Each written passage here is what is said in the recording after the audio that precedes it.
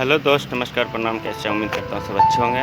इस वीडियो में एक नाव वाले और व्यापारी की कहानी है जो कि बहुत अच्छा लगेगा और वीडियो में बने रहेगा और लास्ट तक। और चैनल को सब्सक्राइब और लाइक कर दीजिएगा ताकि आपके लिए ऐसे वीडियो वो एक फिर ऐसी जगह लाऊंगा। तक पहुंच जाता है तो जहां पर उसके सामने नदी होती है, एक उसके नाव सामने वाले गाँव होता बेचारे है। व्यापारी को नाव से डूबते कैसे जान अब बचाया, उसके वीडियो पास में में बने दो ऑप्शंस रहेगा, होते हैं। अंत तक एक कि वो देखिएगा। सड़क के बढ़िया रास्ते से लगेगा घूम तो करके चैनल उस को गांव तक सब्सक्राइब पहुंचे, और लाइक कर जिसमें दीजिएगा। करीब करीब 8 चलिए घंटे वीडियो को लगेंगे, शुरू क्योंकि करते हैं। डायरेक्ट बार एक बहुत बड़ा बिजनेसमैन एक छोटे से गांव में जाता है।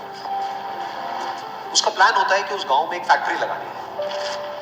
वो एक ऐसी जगह तक पहुंच जाता है जहां पर उसके सामने नदी होती है, उसके सामने गांव होता है। अब उसके पास में दो ऑप्शंस होते हैं। एक कि वो सड़क के रास्ते से घूम करके उस गांव तक पहुंचे, जिसमें करीब करीब 8 घंटे लगेंगे, क्योंकि डायरेक्ट कोई रास्ता नहीं है वहां तक पहुंचने का।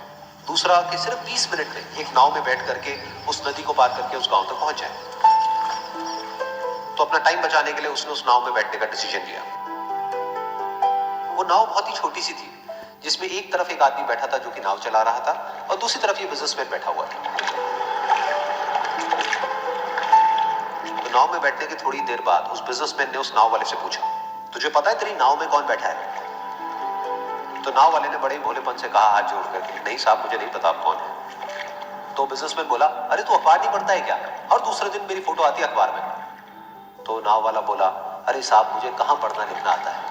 मैं बहुत छोटा सा था जब मेरे पिताजी गुजर गए थे, तो अपने परिवार का ध्यान रखने के लिए मैं बचपन से ही काम में लग गया, और तभी मेरा स्कूल छूट गया। ये सुन करके उस बिजनेसमैन ने उसका मजाक उड़ाते हुए उसको कहा, तुझे पढ़ना लिखना तक नहीं आता है, ऐसी जिंदगी का क्या फायदा? ये सुन करके उस नाव वाले को बुरा तो लगा, लेकिन उसने कुछ नहीं कहा। थोड़ी देर बाद वो बिजनेसमैन उस नाव वाले से बोला, अभी कुछ ही दिन बाद ये जो सामने तू जमीन देख रहा है, यहाँ पर मेरी एक बहुत बड़ी फैक्ट्री होगी, जहां पर हमारे ब्रांड की मिनरल वाटर की बॉटल्स बनेगी। उस नाव वाले को बात समझ नहीं आई। उसने कहा, क्या बनेगा साहब?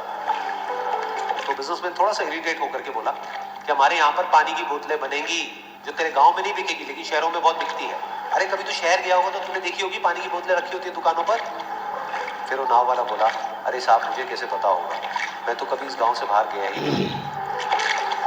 फिर वो बिजनेसमैन उसके ऊपर हंसते हुए बोला, तू कभी इस गांव से बाहर तक नहीं गया, तुझे पता ही नहीं कि शहर क्या होता है? अरे ऐसी जिंदगी का क्या फायदा? उसकी ये बात सुन करके उस नाव वाले को सच में लगने लगा कि मेरी जिंदगी शायद किसी काम की नहीं है। अपनी इस सोच की वजह से उसका नाव से ध्यान हटा, और तभी नाव की टक्कर हो गई एक बड़े से पत्थर से, जिसकी वजह से नाव में पानी भरने लगा और नाव डूबने लगी। उस जगह पर पानी बहुत ही गहरा था और किनारा दूर था। नाव वाले को समझ आ गया कि अब इस नाव को बचाने का कोई तरीका नहीं है, और वो अपनी जान बचाने के लिए नदी में छलांग मारने ही वाला था। तभी उसने उस बिजनेसमैन से पूछा, साहब आपको तैरना तो आता है ना? तो बिजनेसमैन घबरा करके बोला, ऐसा क्यों पूछ रहे हैं, मुझे तैरना नहीं आता है। उसकी बात सुन करके नाव वाले को हंसी आ गई, और वो बोला, अरे साहब, आपको तैरना तक नहीं आता, ऐसी जिंदगी का क्या फायदा? ये सुन करके उस बिजनेसमैन को अपनी गलती का एहसास हुआ, और वो हाथ जोड़ करके उस नाव वाले से बोला, तुम जो कहोगे मैं तुम्हें दूंगा, बस मेरी जान बचा लो। तो उस नाव वाले ने बोला, अरे साहब, आप घबराओ नहीं, मुझे सिर्फ तैरना नहीं आता है, मुझे डूबते हुए लोगों को बचाना भी आता है।